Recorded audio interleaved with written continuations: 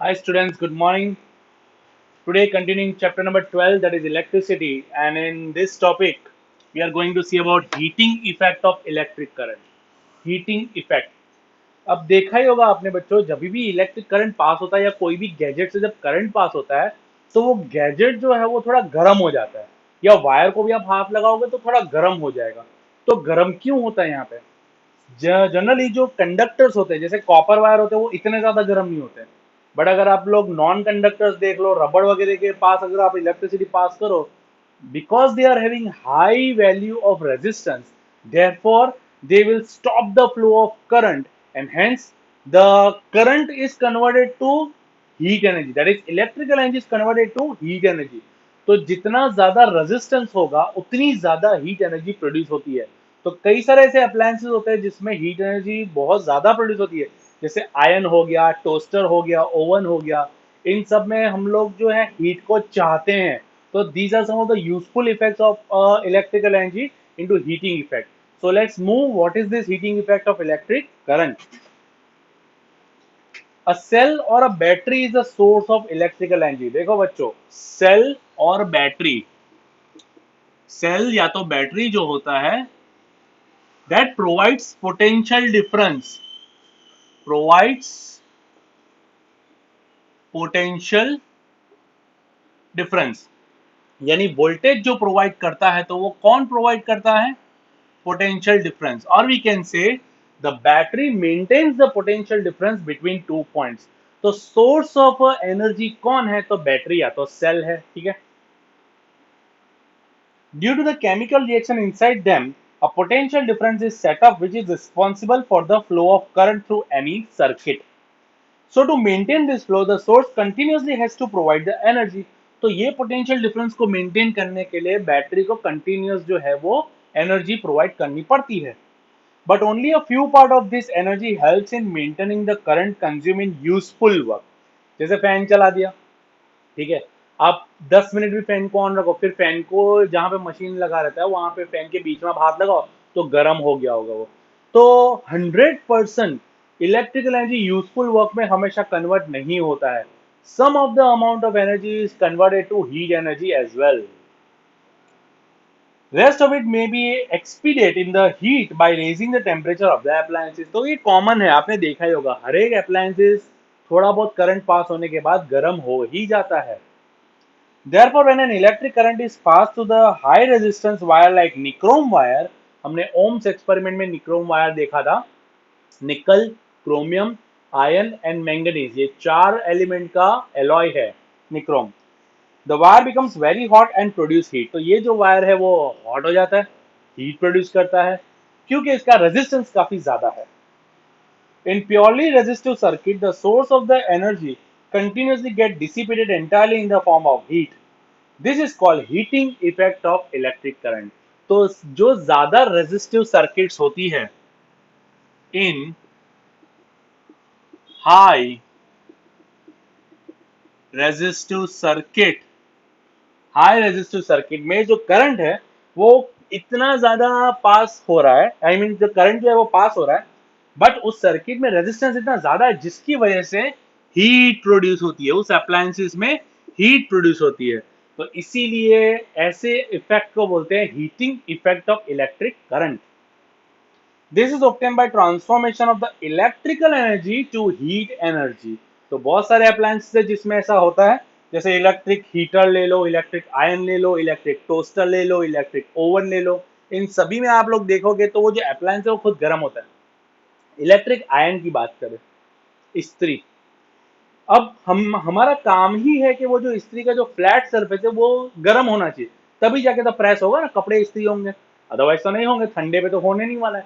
तो हमारा पर्पज है कि वो जो मेटल है, जो कि मेटल नहीं है वो एलॉय होता है, और वो काफी ज्यादा प्योर रेजिस्टिव होता है, जिसकी वजह से होता क्या है कि करंट जो पास हो रहा है तो वर्क में कन्वर्ट नहीं हो रहा है, ये हीट में कन्वर्ट हो रहा है। पर्पजली हम लोग यहाँ पे लॉस ऑफ करवा रहे हैं, करंट का लॉस करवा रहे हैं ताकि हीट एनर्जी यहाँ पे डेवलप हो।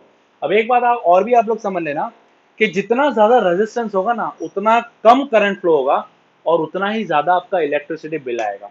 तो आप देख सकते हो 100 वोल्ट का बल्ब ले लो, फिर ये इलेक्ट्रिक आयन ले लो, टोस्टर ले लो, इन सब में हीटिंग इफेक्ट चाहिए। इनफैक्ट रेफ्रिजरेटर में भी ऐसा ही है, यहाँ पे हीटिंग इफेक्ट कंप्रेसर को मिलता है, जिसकी वजह से टेम्परेचर कूल अंदर होता है, वो थर्मोस्टेट की वजह से होता है। उसके बारे में डिटेल में हम लोग फिलहाल नहीं जाएंगे, बट इतना याद रखो कि जहां पे भी टेम्परेचर लो या हाई करना होता है तो वहां पे रेजिस्टिव सर्किट हमको चाहिए रहती है, ठीक है, इस तरह से। तो in this video we are going to derive the formula for heat energy. तो लेट्स सी, हीटिंग इफेक्ट का हम लोग यहाँ पे डिराइव करने वाले हैं। डेरिवेशन है derivation of heat conducted in a conductor। तो लेट्स सी क्या है इसमें। Assuming a conductor as a resistance wire which resists the flow of current through it, एक ऐसा कंडक्टर लेता है जो काफी ज्यादा रेजिस्टेंस प्रोवाइड कर रहा है। So work must be done by the current source for continuous flow of the current। कुछ ना कुछ काम करना पड़ेगा, यहाँ पे वर्क करना पड़ेगा। Now we calculate the work done by the source when the current I flows through the wire of resistance R when electric charge Q moves against the potential difference V। तो amount of work we are knowing, what is work? Q into V। हमने देखा है work क्या होता है, amount of charge को एक potential difference create करने के लिए जितना काम करना पड़ता है तो उसको बोलते हैं work. Now we are also knowing that I, ये इक्वेशन नंबर 1 ले लेते हैं। We are knowing I equal to Q by T, तो Q की वैल्यू क्या हो जाएगी बच्चों, I into T. Equation number 2 ले लेते हैं, ठीक है। We are also knowing according to Ohm's law, Ohm's law भी हम लोग जानते हैं। According to Ohm's law,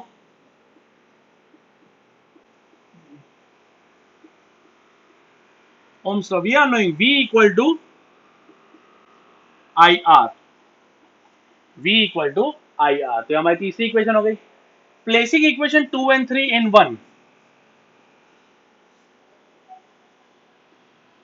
placing equation 2 and 3 in 1, तो 1 क्या था, W इक्वल टू क्या हो गया, Q इंटू वी था, तो Q क्या हो जाएगा, Q की वैल्यू अपने पास है कितना है, I T, I into T, और V की वैल्यू क्या है, I इंटू आर।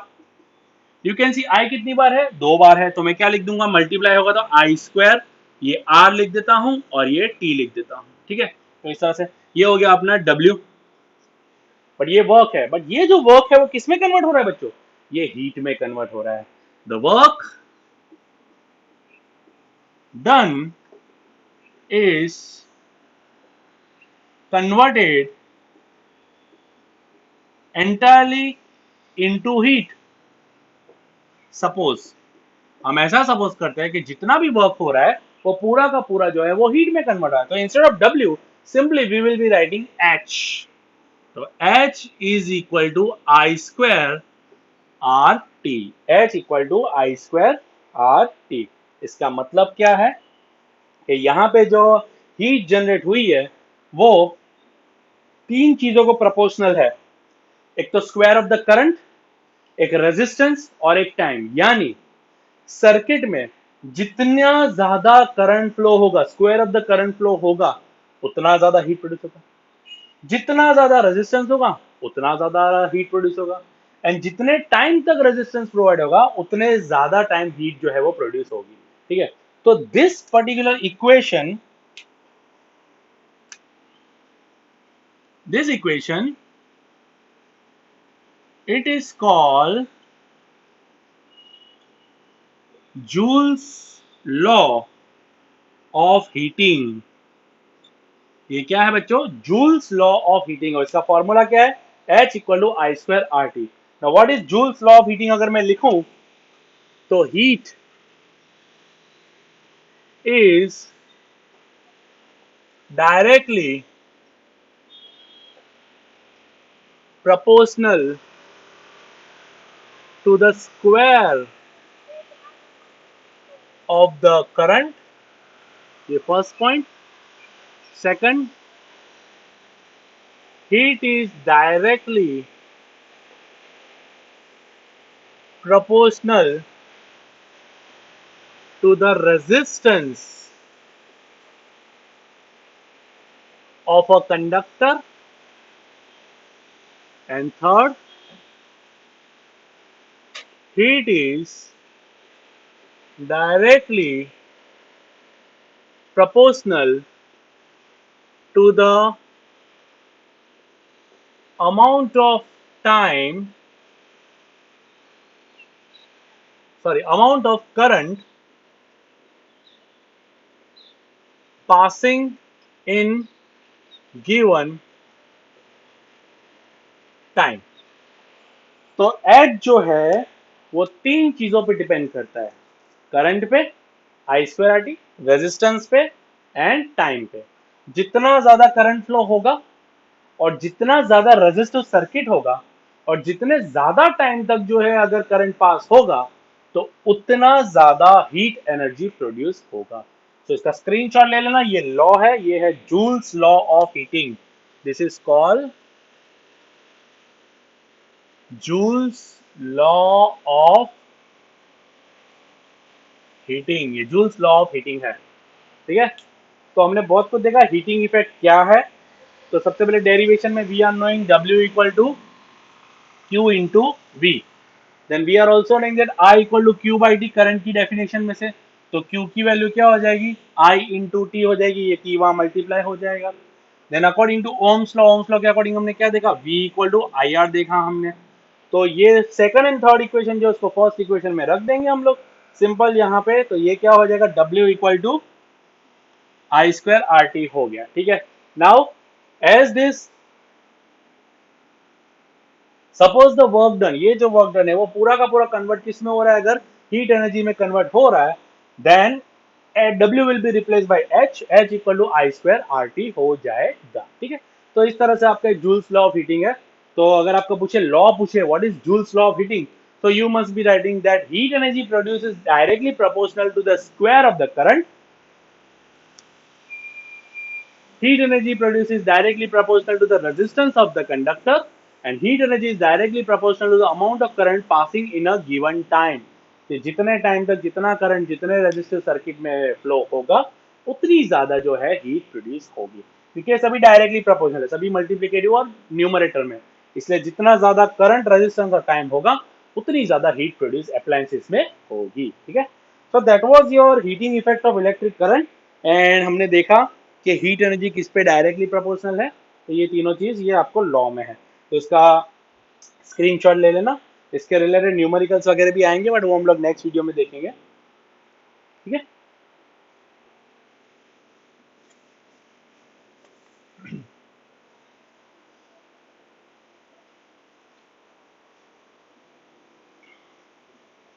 आज इस चैप्टर की थियरी हम लोग कंप्लीट करने वाले हैं, एंड टाइम मिला तो न्यूमेरिकल्स भी हम लोग देखेंगे।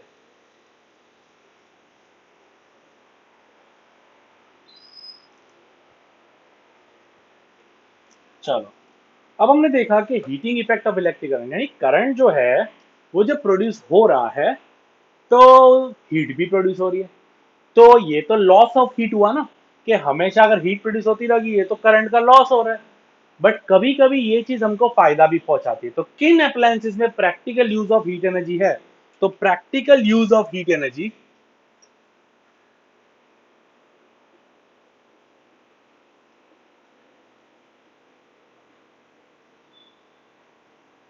प्रैक्टिकल यूजेस कहां कहां पे प्रैक्टिकल यूजेस है, तो उसके बारे में हम लोग डिस्कस करेंगे।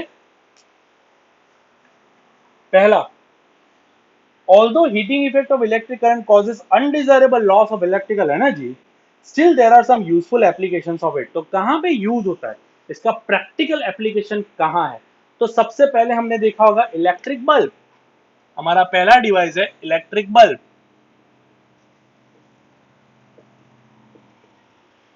इलेक्ट्रिक बल्ब, आपने इलेक्ट्रिक बल्ब देखा होगा, उसके अंदर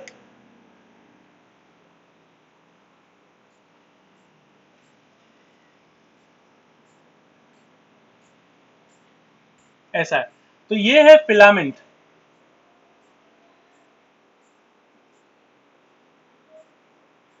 ये है फिलामेंट। और ये बल्ब के अंदर का जो फिलामेंट होता है ना बच्चों, टंगस्टन से बना हुआ होता है। टंगस्टन बहुत ही ज्यादा हाई रेजिस्टिव मेटल है, हाई रेजिस्टिव मेटल है टंगस्टन। इसका जो डिग्री सेल्सियस जो टेम्परेचर ये विथस्टैंड कर सकता है ना, वो 3800 डिग्री सेल्सियस तक ये बर्दाश्त कर सकता है। सोचो कितना ज्यादा टेम्परेचर हो गया, ये तो अपने 100 डिग्री पे उबल जाएंगे। तो let's see about electric bulb. It has a filament made up of tungsten. ये जो फिलामेंट है वो किससे बना होता है? टंगस्टन से बना हुआ होता है। So most of the power consume by it is dissipated in the form of heat and some part of it is in the light form because it is having high resistivity and high melting point। ये wire का जो resistance है इतना ज्यादा high होता है कि ये टूटेगा नहीं, ये पिघलेगा नहीं। इसका टेम्परेचर देख लो, ये वायर 3800 डिग्री सेल्सियस पे पिघलना स्टार्ट होगा, ये इसका मेल्टिंग पॉइंट है। तो वहां तक तो टेम्परेचर पहुंचने नहीं वाला है इसका, ठीक है। सो इतना ज्यादा हीट होता है कि आप जब ये बल्ब चालू करोगे उसको, अगर आप लोग डीम लाइट अगर होती है तो आपने देखा होगा कि एक रेड कलर की ऐसे लाइन दिखेगी। बट इतनी ज्यादा हीट जब प्रोड्यूस होती है तो वो हीट जो है वो लाइट में भी कन्वर्ट हो जाती है, तो जिसकी वजह से लाइट फेंकी। हमका हमारा काम ही है कि टंगस्टन को हीट इतना करना है कि लाइट प्रोड्यूस हो। अब ये आप सोच रहे हो कि सर इतना ज्यादा टेम्परेचर बढ़ रहा है तो बल्ब फट नहीं जाता? कभी कभी फट जाता है, बट इसके अंदर आइसोलेटेड टेम्परेचर कंट्रोल करने के लिए दो चीजें होती है, नाइट्रोजन एंड आर्गन। ये दो गैसेस से भरा हुआ बल्ब होता है, जिसकी वजह से टेम्परेचर जो है अंदर तक ही सीमित रहता है, बाहर वो आइसोलेट कर जाता है, यानी एटमॉस्फेयर में बाहर नहीं आता इतना ज्यादा। The filament is thermally isolated and the bulb is filled with chemically inactive nitrogen and argon gas to prolong the life of the filament। ये फिलामेंट जो है वो लंबे समय तक चलता है और जिसकी वजह से जो लाइट है वो दिखाई देती है, बट लाइट का इफेक्ट बाहर। अगर मैं यहाँ पे बल्ब जला दूंगा तो पूरा रूम गर्म नहीं हो जाएगा, वो लाइट दिखाई देगी, क्योंकि बल्ब जो है वो ग्लास के अंदर, और ग्लास जो है एक इंसुलेटर है, तो बाहर इतनी ज्यादा हीट प्रोड्यूस नहीं करेगा। हाँ, आप ग्लास को टच करोगे थोड़ी देर के बाद तो जरूर से गर्म हो चुका होगा वो। So that was regarding electric bulb। and second जो है बच्चों वो इलेक्ट्रिक फ्यूज।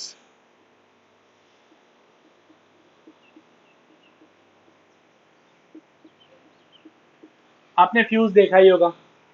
फ्यूज जो कंस्ट्रक्शन होता है, मैं आपको ड्रॉ करके अगर बताऊं,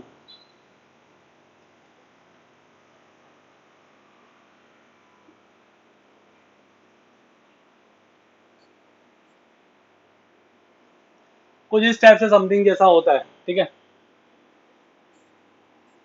ये सॉकेट में जाएगा और ये जो है वो थिन वायर है,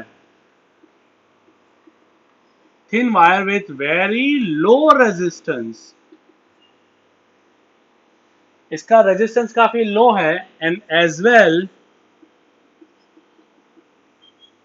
लो मेल्टिंग पॉइंट। ये सबसे इंपॉर्टेंट बात है फ्यूज की, लो मेल्टिंग पॉइंट। अब जो फ्यूज होते हैं ना, वो 1 ampere, 2 ampere, 5 ampere, 10 ampere, 15 ampere etcetera, ये सब रेटिंग्स के होते हैं। जैसी जैसी अप्लायंसेस की डिमांड वैसे वैसे फ्यूजेस होते हैं, अलग अलग अप्लायंसेस में फ्यूज होते हैं, ठीक है। तो लेट्स सी फ्यूज क्या है। It is use a safety device in household circuits. Household circuit में सेफ्टी डिवाइस का काम करता है ये। It protects the circuit by stopping the flow of any unduly high electric current. कभी कभार हमारे घर में अचानक से ज्यादा करंट फ्लो करता है वोल्टेज बढ़ जाने की वजह से, तो उस टाइम पे वो अगर करंट हमारे अप्लायंसेस तक पहुंच जाएगा, सपोज कि कोई अप्लायंस है जैसे कि फैन है, इसको 5 एम्पियर से कम का करंट चाहिए होता है, तो अगर ज्यादा करंट पहुंच गया है 6-7 एम्पियर हो गया तो फैन जो है वो डैमेज हो सकता है। तो ऐसे में फ्यूज क्या काम करेगा, तो मेन इलेक्ट्रिक सर्किट में जुड़ा होता है, और वो भी कैसे, तो वो सीरीज में जुड़ा हुआ होता है, वो सीरीज में जुड़ा हुआ होता है। अब सीरीज के बारे में मैंने आपको बताया था कि अगर फ्यूज सीरीज में जुड़ा है, अगर फ्यूज ही खराब हो जाएगा तो करंट आगे तक पहुंचेगा नहीं, सारी सर्किट स्टॉप हो जाएगी। बट ये काम ही ये है, इलेक्ट्रिक फ्यूज का काम ही ये है। तो फ्यूज जो है वो हमारी इलेक्ट्रिक सर्किट्स के बीच में, ये मेन पावर सप्लाई आ रहा है यहां से और फ्यूज बीच में होता है, फिर हमारे घर की हाउस होल्ड सर्किट होती है। तो अगर फ्यूज से पावर सप्लाई ज्यादा हो गया तो सर्किट ब्रेक हो जाएगी और करंट आगे जाएगा नहीं। तो ये जो वायर है वो पिघल जाएगा, और पिघल जाएगा यानी कनेक्शन नहीं रहेगा। जब ज्यादा करंट पास होगा तो हीट ज्यादा प्रोड्यूस होगी, हीट ज्यादा प्रोड्यूस होगी तो क्योंकि इसका लो मेल्टिंग पॉइंट है तो फ्यूज जो है वो पिघल जाएगा, और पिघल जाएगा यानी कि फिर करंट आगे पास होगा नहीं और हमारे घर के अप्लायंसेस जो है वो सारे के सारे बच जाएंगे। So it is connected in series with the main supply, हमारे घर से जो मेन इलेक्ट्रिकल सप्लाई आता है उसके साथ कनेक्टेड रहता है। It consist of N alloy of lead and tin, very important. Fuse wire जो है किससे बना हुआ था? लीड एंड टिन से, पीबी एंड एसएन, ये लीड और टिन से बना हुआ था। ये काफी लो मेल्टिंग पॉइंट वाले एलॉय, इन दोनों का एलॉय से बनता है, ठीक है। ये जो एलॉय तैयार होती है काफी लो मेल्टिंग पॉइंट इसका होता है, which is an appropriate melting point. When the current flows to the circuit exceeds the safe limit, जब सर्किट में करंट फ्लो करता है और एक लिमिट से आगे चला जाता है, the temperature of the fuse wire increases, तो फ्यूज वायर का जो टेम्परेचर है वो बढ़ जाएगा। The fuse wire melts and the circuit breaks. This helps to protect the other circuit elements from hazard caused by heavy current. तो इस वजह से हमारे घर के जितने अप्लायंसेस हैं वो सारे बच जाएंगे और उनको किसी तरह का डैमेज होगा नहीं। Fuse are always rated for the different values such as 1 ampere, 2 ampere, 5, 10, 15 ampere। इस तरह के एम्पियर करंट रेटिंग जो है वो हमारे फ्यूज के लिए होती है, ठीक है। नाउ तो स्क्रीनशॉट ले लेना फ्यूज के बारे में और इलेक्ट्रिक बल्ब के बारे में, प्रैक्टिकल यूजेस के हमने देखा।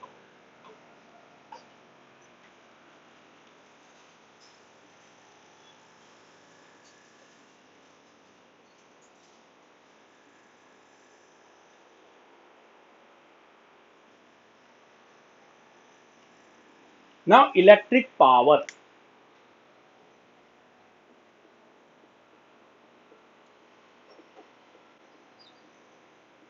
इलेक्ट्रिकल पावर P, ठीक है। What is electrical power? Power के बारे में हमने देखा है फिजिक्स में 9th स्टैंडर्ड में भी। Work done in unit time, simple. Power क्या होता है? Work done in unit time. तो ये है इलेक्ट्रिकल पावर, हमारे घर में जो पावर आता है तो उसकी मैं बात कर रहा हूं, इलेक्ट्रिकल पावर। तो electrical work done in unit time is called electrical power, simple. Electrical work अगर यूनिट टाइम में होता है यानी P equal to W by T, P equal to W by T, simple equation हो गया, P equal to W by T. But we are knowing what is W। W क्या होता है? Q into V। W क्या होता है? Q into V। और V की वैल्यू क्या है बच्चों? सॉरी, Q की वैल्यू क्या है? IT into V, IT into V. So अगर मैं ये इक्वेशन पावर वाले में डालूं, P equal to W by T, और W क्या था? IT और V, और ये नीचे T है तो T चला जाएगा, क्या बचा? I into V. तो P equal to I into V, V into I, we can write V into I। ये हो गया अपना एक और फॉर्मूला पावर का, एक तो ये भी था और एक ये भी है। इक्वेशन नंबर 1 हो गया, इक्वेशन नंबर 2 हो गया। इसका फर्दर हम लोग जाएंगे तो P equal to what is V? V equal to I R, और ये I तो है ही। V इक्वल टू क्या था? आई आर, ओम्स लॉ के अकॉर्डिंग। तो क्या हो जाएगा? P equal to I into I, I square और R। ये एक और हमारा फॉर्मूला हो गया पावर के लिए, आई स्क्वायर इंटू आर। एक और फॉर्मूला आएगा, अगर ये जो R है, सॉरी I जो है, I को मैं लिख सकता हूं, क्या लिख सकता हूं? We are knowing that I equal to according to Ohm's law V by R। तो यहाँ I स्क्वायर है तो V by R into whole square into R, यहाँ पे इसको मैं एक्सपांड करूंगा तो V square upon R square into R। ये एक R चला जाएगा, ऊपर नीचे से क्या बचेगा? P equal to V square by R। ये हो गया अपना इक्वेशन नंबर 4। तो पावर की अपने पास चार फॉर्मूला है।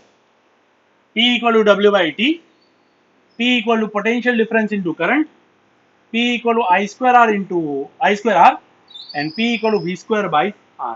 कौन सी फॉर्मूला हमको कब लेनी है वो मैं न्यूमेरिकल्स में आपको बताऊंगा। पावर की जो एसआई यूनिट है वो है वैट, कैपिटल में लिखते हैं W। पावर की एसआई यूनिट है वैट, कैपिटल में लिखते हैं W। What is 1 watt power?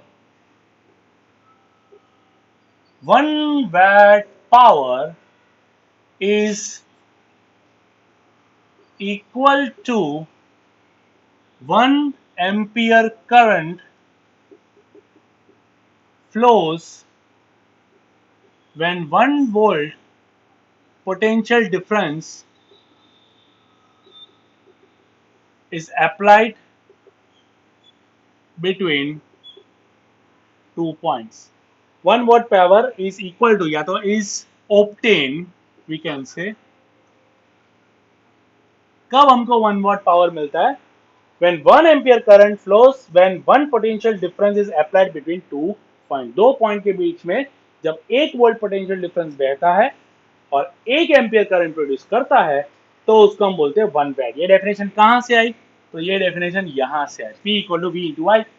1 volt potential difference when produces 1 ampere current, then the power consumed is 1 watt। ठीक है, तो 1 watt, watt बहुत ही छोटी यूनिट है, इसकी बड़ी यूनिट्स है किलोवाट यानी 10⁻³ watt, megawatt 10⁻⁶ watt, gigawatt 10�9 watts। ठीक है, ये हो गया इसका।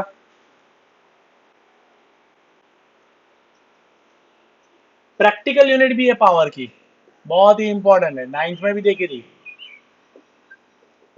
Practical unit of energy, sorry, वो प्रैक्टिकल यूनिट ऑफ एनर्जी वो है kilo watt our. Practical unit क्या है? किलो वैट आवर, और ये एनर्जी है।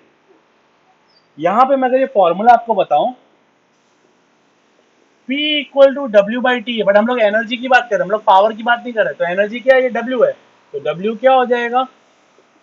P into T. ये हो जाएगा तुम्हारा W का formula, P into T power के कंटेक्स में। और ये W इंटू क्यू इंटू आई किसके कंटेक्स में था? ये वोल्टेज और चार्ज के कंटेक्स में था। तो ये दोनों चीज अलग अलग है, इसको याद रखना। ठीक है, फॉर्मूलाज ये सब। तो W equal to P into T, इसके ऊपर से आ गया kilo watt hour. Kilo watt किसकी यूनिट है? पावर। एवर किसकी यूनिट है? वो टाइम की यूनिट है। तो इसके बारे में एक कन्वर्जन हम लोग देख लेते हैं। किलो वैट आवर, 1 किलोवाट यानी 10⁻³ वैट्स, हमने अभी देखा। 1 किलोवाट कितना है? 10⁻³ वैट्स।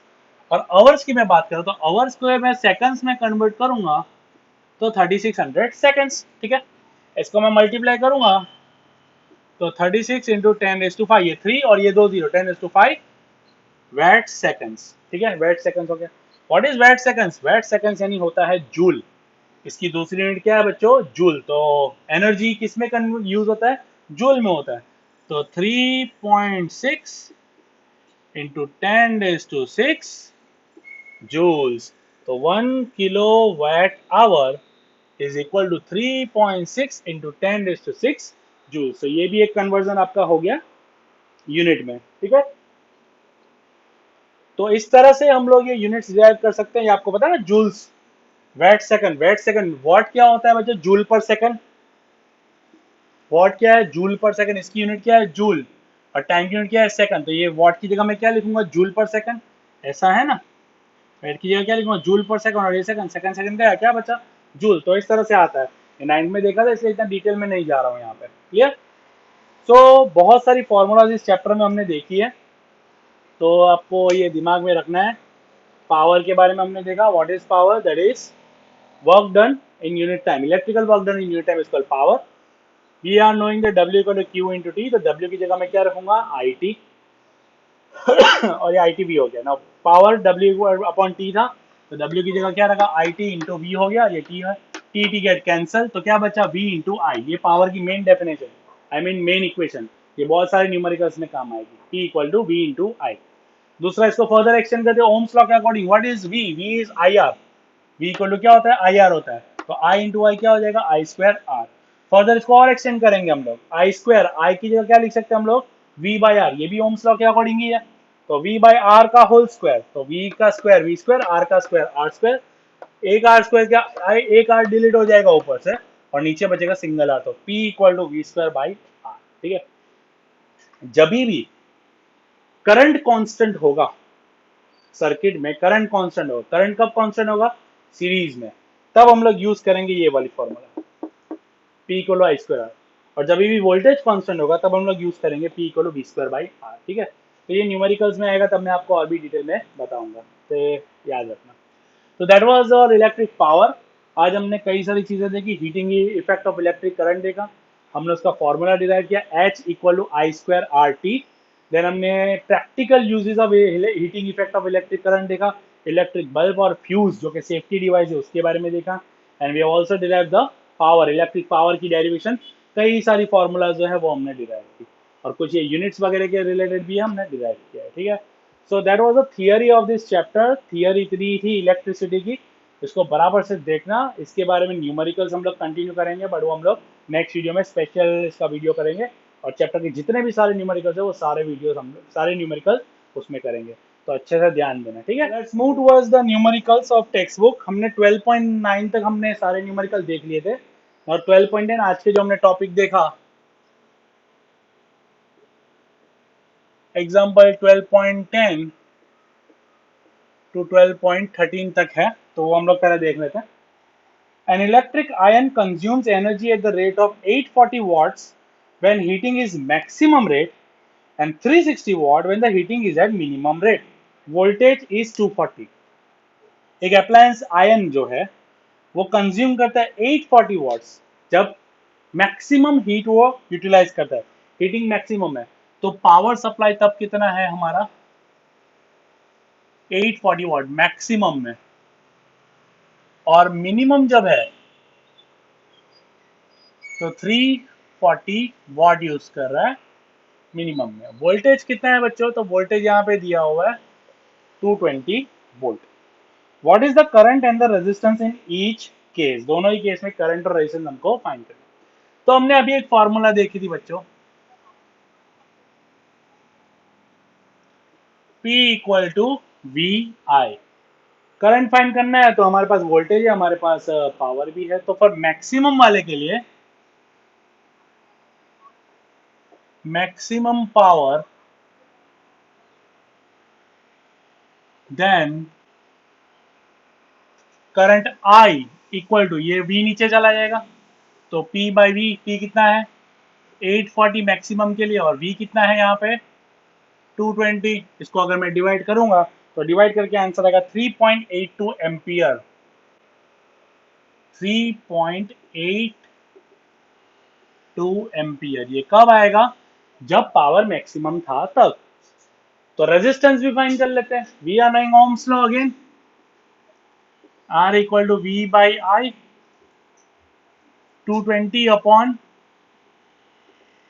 3.82। इसको और भी फर्दर कन्वर्ट करेंगे तो डिवाइड करेंगे, तो ये अगर मैं इसका डेसिमल कन्वर्ट करूँ 220 होता है, इसके 2 डेसिमल और ऊपर जाएंगे 382, और इसको अगर मैं आंसर कट करके डिवाइड करना पड़ेगा, वो आपको डिवाइड करना है, और आंसर आएगा 57.6 ओम। तो जब पावर मैक्सिमम था तो करंट आया 3.82 और रेजिस्टेंस आया इतना। अब पावर जब मिनिमम होगा same,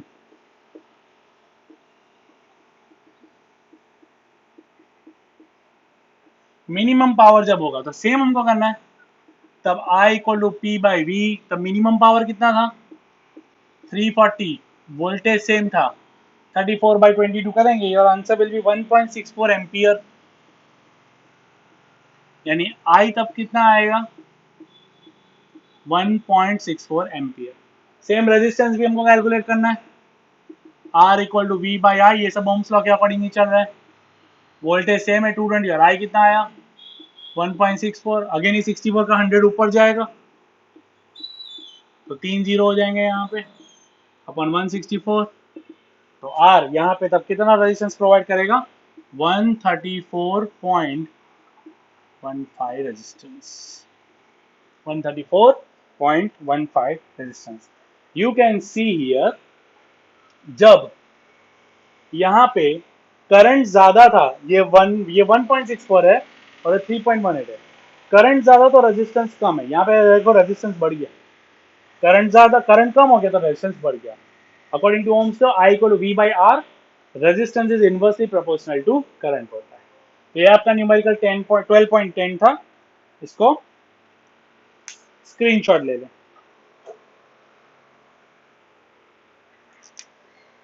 now 12.11, 100 joules of heat are produced each second in a 4 ohm resistance. 100 joules, joules यानी वो क्या है, एनर्जी, वो है W, 100 joules. बट यहाँ पे 100 joules ऑफ हीट बोला है, तो मैं W नहीं लिखूंगा, मैं लिखूंगा H. 100 joules हीट प्रोड्यूस हो रही है ईच सेकंड. टाइम कितना है बच्चों, टाइम है 1 सेकंड, ईच यानी 1 होता है. इन 4 ओम रेजिस्टेंस, आर कितना है, आर है 4 ohm. Find the potential difference across the resistance. Potential difference find करना है हमको. पोटेंशियल डिफरेंस यानी V. अब V के लिए हमको चाहिए I, तभी तो हमको मिलेगा ना. रेजिस्टेंस अपने पास है, अपने पास वोल्टेज फाइंड करना है, I नहीं है बट मिल सकता है I. We are knowing H is equal to I square R T. Joule's law में हमने देखा, तो आई स्क्वायर की वैल्यू अगर मुझे चाहिए तो ये आर और टी नीचे चला जाएगा, एच के नीचे आर टी चला जाएगा.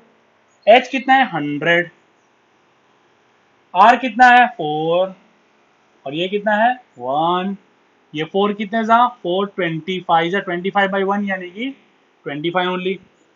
आई स्क्वायर इक्वल टू 25, तो आई इक्वल टू कितना आएगा 5 एम्पियर. करंट कितना आ गया बच्चों, 5 एम्पियर करंट आ गया. अब हमको क्या फाइंड करना है, voltage. We are knowing V equal to I R, Ohm's law. I कितना आया 5, रेजिस्टेंस कितना दिया है 4, एंड 5 4 आजकल कहीं पे भी होता है 20 वोल्ट. सो जब 100 जूल्स ऑफ एनर्जी पास हो रही है एक सेकंड के लिए 4 ओम रेजिस्टेंस से, तो करंट जाएगा 5 एम्पियर और वोल्टेज जितना होगा वो होगा 20 वोल्ट. ठीक है, तो स्क्रीनशॉट ले लो, बहुत ही सिंपल है.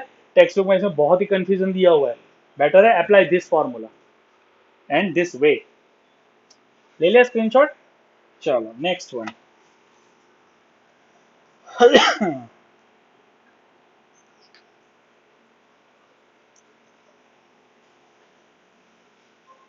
अब आते हैं 12.12 पे.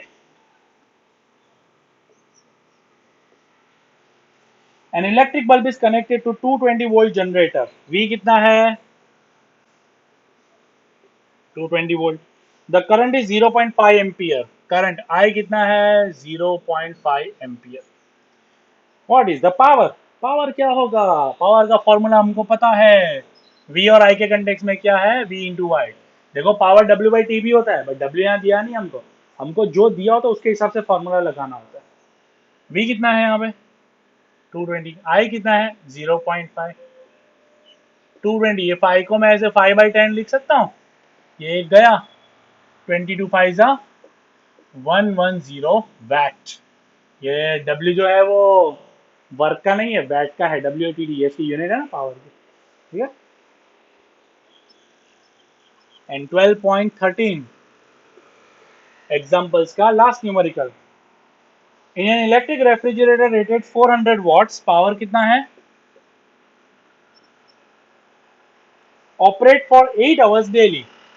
टाइम कितना है 8 आवर्स डेली, रोज कितना.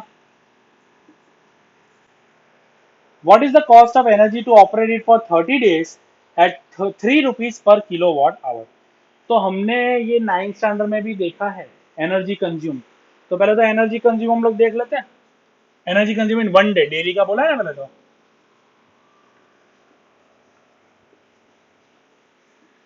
Energy consume in 1 day. We are knowing W equal to क्या होता है P इंटू टी. पावर कितना है 400 वॉट्स है और टाइम कितना है 8 आवर्स है. तो 400 वॉट्स है बच्चों, वॉट्स को पहले किलोवाट में कन्वर्ट करना जरूरी है. ठीक है, तो अपॉन 1000 करना पड़ेगा, तब किलोवाट होगा इंटू 8 आवर्स. तो 1000 का 2 जीरो तो यहाँ चले गए. ठीक है, 4 8 32, 32/10 यानी कि 3.2 किलोवाट आवर. इतनी एनर्जी कंज्यूम्स इन 1 डे, एक दिन में कंज्यूम हो रही है. तो 30 दिन में कितनी कंज्यूम होगी, फॉर 30 days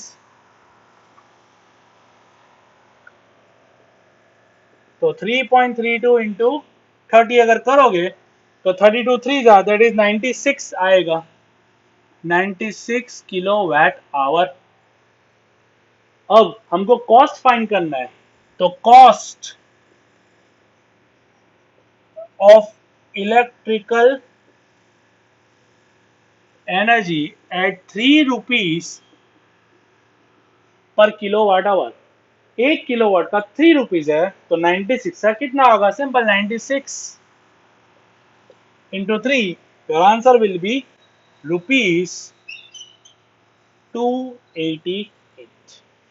ठीक है, तो बहुत ही सिंपल सा न्यूमेरिकल है, कोई ज्यादा इसमें तोप नहीं माननी हमको। तो इलस्ट्रेशन जितने भी थे मैंने टॉपिक वाइज आपको दिखा दिए हैं, जब जब जो टॉपिक मैंने चलाया है उस टॉपिक वाइज आपको न्यूमेरिकल भी मैंने साथ में करवा दिए, इलस्ट्रेशन। अब एक्सरसाइज के जितने भी सम है, इंटेक्स जितने भी सम है, वो हम लोग सब एक नेक्स्ट वीडियो में देखेंगे। ठीक है, थैंक यू वेरी मच। इसका स्क्रीनशॉट ले लेना।